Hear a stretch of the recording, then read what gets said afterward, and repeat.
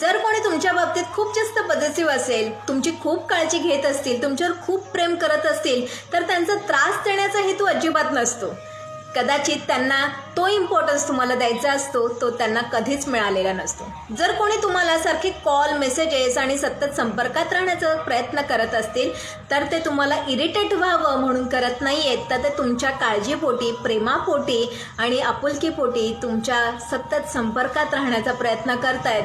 तर त्याच्यामुळे अशा व्यक्तींना तुम्ही कधीच गमावू नका की तुम्ही किती बिझी आहात आणि समोरच्याकडे किती वेळ आहे असं तुम्ही जाणवून देऊन, तुम्ही इरिटेट होऊन समोरच्या व्यक्तीला सुद्धा गमावण्यासाठीची प्रक्रिया सुरू करता असं म्हणायला हरकत नाही. त्याच्यामुळे आपली जी मैत्री आहे, आपलं जे नातं आहे, आपलं जे बॉन्डिंग आहे, आपलं जे कुठल्याही प्रकारचं रिलेशनशिप आहे, ते अशा व्यक्तींच्या बाबतीत कधीच गमावू देऊ नका. कारण अशी प्रेम करणारी, भावना व्यक्त करणारी, आपल्याला जपणारी, नातं टिकवण्यासाठी धडपडणारी व्यक्ती ही फार क्वचितच मिळते. मग ते नातं कुठलंही असू दे, मैत्रीचं असू दे, आईवडिलांच्या बाबतीतलं असू दे किंवा कुठल्याही नात्यातलं ते नातं असू दे, तर ते नातं तुम्ही जपायला शिका, आपली माणसं जपायला शिका.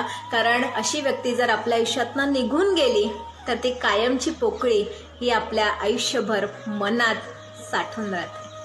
थँक्यू.